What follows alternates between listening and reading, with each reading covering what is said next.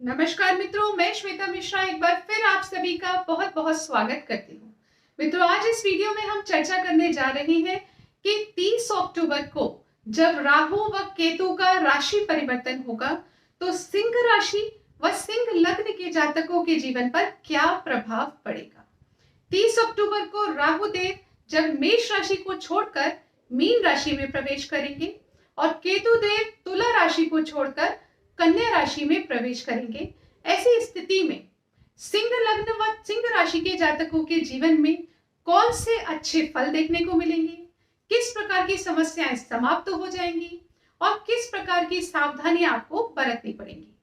साथ ही आप वीडियो के अंत में जानेंगे सरल व सटीक उपाय जिनको कर लेने से निश्चित तौर पर आपके जीवन में राहु व केतु के अच्छे फल देखने को मिलेंगे। मित्रों, राहु केतु का राशि परिवर्तन पूरे 18 महीनों के बाद हो रहा है, क्योंकि 18 महीने तक वो एक ही स्थान पर रहते हैं। तो जब कोई ऐसा ग्रह जो कि बहुत लंबे समय तक एक स्थान पर रहता है तो उसके राशि परिवर्तन का समय जब निकट आता है उससे 1-1.25 महीने पहले से ही उसके प्रभाव दिखने आरंभ हो जाते हैं। तो 30 अक्टूबर की जगह आपको सितंबर से ही राहु केतु के राशि परिवर्तन के प्रभाव दिखने लग जाएंगे।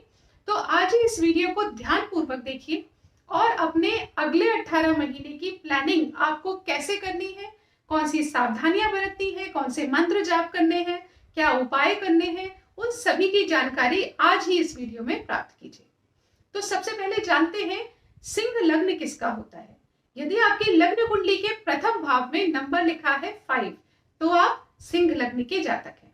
ऐसी स्थिति में पिछले 18 महीने से राहु देव आपके पंचम भाव में विराजमान थे और केतु देव आपके तृतीय भाव में विराजमान थे। तो मित्रों, पिछले दिनों आपने देखा होगा कि आपके कार्यों में आपको भाग्य का साथ पूर्ण रूप से नहीं मिल पा रहा है। इसके साथ ही आपने अपने व्यक्तित्व में भी महसूस किया होगा कि कहाँ आप एक खुशनुमा व्यक्ति थे, परंतु अब पिछले कुछ महीनों से ऐसा हो रहा है कि आपके मन में कोई एक अलग ही उधेड़ बुन चलती रहती है। किसी अलग ही दुनिया में आप खोए रहते हैं। आपको हर वक्त मन में एक जो स्टोरी चल रही है उसी स्टोरी को आप फॉलो करते रहते हैं। एक भ्रम की स्थिति में हर वक्त रहते हैं। डिसीजन लेने में बड़ी कंफ्यूजन की स्थिति बनती है। आपके साथ के लोग भी आपको टोक रहे हैं कि तुम्हें हो क्या गया है, हर वक्त कहाँ रहते हो, दिमाग कहाँ रहता है तुम्हारा। ऐसी स्थिति में आप पिछले 15-18 महीने से चल रहे हैं। इसके साथ ही आप जितनी भी मेहनत करते हैं उसके मेहनत के मुताबिक रिजल्ट्स नहीं मिलते, या फिर आपको पेट से संबंधित समस्या देखने को मिल रही है, मेमोरी से संबंधित की चीजें याद नहीं रहती। आपको महसूस होता होगा कि अभी तो मुझे याद था पर अभी याद ही नहीं आ रहा कि मैंने क्या सोचा था, कौन से काम मेरे रह गए थे, बार बार भूल जाता हूँ। ऐसी स्थिति आपको महसूस हुई होगी। साथ ही आपके वैवाहिक जीवन में भी उतार चढ़ाव की स्थिति बनी होगी। तो ये समस्त स्थितियां चल रही थी। इसके साथ ही आपकी लाइफ की जो डिजायर्स हैं वो पूरी नहीं हो रही। आपकी जो एक्सपेक्टेशन है, यानी आपका काम माना अच्छा भी चल रहा है, परंतु जिस प्रकार की एक्सपेक्टेशन आपको थी वो एक्सपेक्टेशन पूर्ण नहीं हो रही। कहीं ना कहीं छोटी छोटी हेल्थ से रिलेटेड इश्यूज भी चल रहे हैं। बड़े भाई बहनों के साथ भी वो फीलिंग नहीं आ रही जिसको आप मिस करते हैं। ऐसी स्थिति आपके जीवन में बनी हुई थी।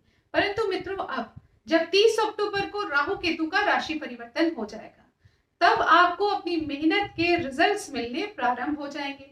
आपके कार्य में जो रुकावटें आ रही थी अब समाप्त होंगी। आपको भाग्य का साथ मिलने लगेगा। पिता के साथ जो आपकी अनबन चल रही थी, मन मुटाव की स्थिति या पिता से संबंधित कोई भी चिंता, उन सभी में अब सुधार आने लग जाएगा। इसके साथ ही आपके दिमाग में जो एक उधेड़बुन चलती थी जिसकी वजह से लोग आपको टोकने लगे थे, वो स्थिति भी समाप्त हो जाएगी। अब आप प्रेजेंट में जीना शुरू करेंगे, लोगों के साथ ज्यादा इन्वॉल्व होना शुरू करेंगे। मन में जो एक स्टोरी भ्रम की स्थिति बनी हुई थी, आपको कंफ्यूजन रहता था डिसीजन लेने में, वो स्थितियां भी अब समाप्त हो जाएंगी।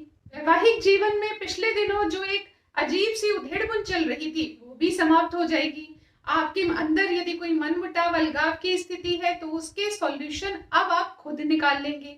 आपके जीवन साथी का भी आपको सपोर्ट मिलने लगेगा। इसके साथ ही स्टूडेंट्स के लिए भी अब समय पहले से बेहतर होता हुआ नजर आ रहा है। मेमोरी से रिलेटेड, यानी याददाश्त से रिलेटेड, चीजों को भूलने से रिलेटेड जो समस्या थी वो भी समाप्त होती जाएगी।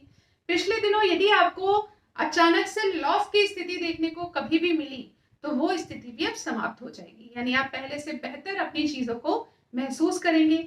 आपकी अपनी लाइफ से रिलेटेड, अपने कर्म क्षेत्र से रिलेटेड, अपने प्रोफेशन से रिलेटेड जो भी डिजायर्स हैं, एक्सपेक्टेशन है, उम्मीदें हैं, वो उम्मीदों पे अब आप खरा उतरेंगे। यानी आप जो भी इच्छा अपने मन में रखेंगे, अब आपकी इच्छाएं पूर्ण होने के योग बनेगी। बड़े भाई बहनों से यदि कोई समस्या चल रही थी तो वो भी समाप्त होगी। आपकी सोर्स ऑफ इनकम बढ़ने के योग बनते हैं, आपकी इनकम यानी आपकी आय बढ़ने के योग भी बनते हैं।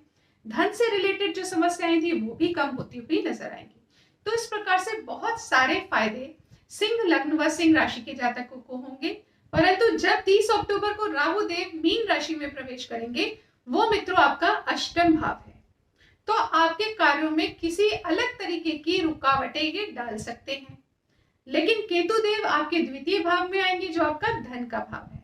तो मित्रों आप यहां से ये समझ सकते हैं कि आपके अष्टमेश इस वक्त आपके भाग्य में विराजमान है, यानी आपके कार्यों में, आपकी जो कार्य अटकेंगे उसमें भाग्य का साथ तो आपको दिलवा देंगे देवगुरु बृहस्पति, परंतु डिले की स्थिति जरूर बन सकती है। तो आपके कार्य में जो रुकावटें आ रही हैं वो थोड़े समय के लिए हैं, डिले जरूर होगा, लेकिन डिले के बाद आपके कार्य तेजी से बनेंगे। तो मेहनत अपनी जारी रखिए, मेहनत से जी नहीं चुराइए। दूसरी चीज, यदि आपने अपनी वाणी पर संयम रखा तो आपको अपने परिवार में बहुत अच्छे स्थिति देखने को मिलेगी। परिवार से संबंधित यदि कोई चिंताएं थी तो वो कम हो जाएंगी। तो आपका गुरु मंत्र क्या रहेगा कि आपको अपनी वाणी पर संयम बनाकर रखना है। किसी भी बात में आप उलझिए मत, किसी को भी नीचा दिखाने का प्रयास या फिर स्वयं को ऊंचा दिखाने का प्रयास, लॉजिक देना, ऐसी स्थिति मत बनाइए। सब स्थिति को एक्सेप्ट कीजिए, बहुत प्यार से अपनी स्थितियों को संभालिए ताकि आपकी वाणी का, आपके मुंह से निकली हुई बातों का बतंगड़ ना बने।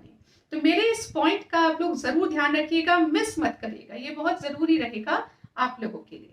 अगली बहुत ही इंपॉर्टेंट चीज जो आपके लिए रहेगी वो ये है कि कोई भी इन्वेस्टमेंट करें तो पूरा सलाह मशवरा लेकर करें, जल्दबाजी में कोई इन्वेस्टमेंट ना करें।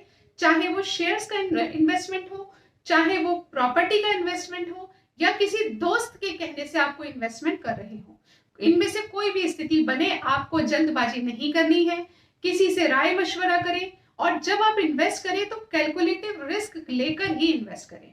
ऐसे ही आंख बंद कर कहीं पैसा मत लगाइए। कितने भी लुभावने ऑफर आपको मिले, कितने भी ऐसी चीज आपके सामने आए जिसमें आपको लगे कि भाई इससे तो रातों रात आप रईस हो जाएंगे, ऐसी किसी भी प्लान में इन्वेस्ट मत करिए, क्योंकि ऐसा करते ही आपको लॉस देखने को मिलेगा।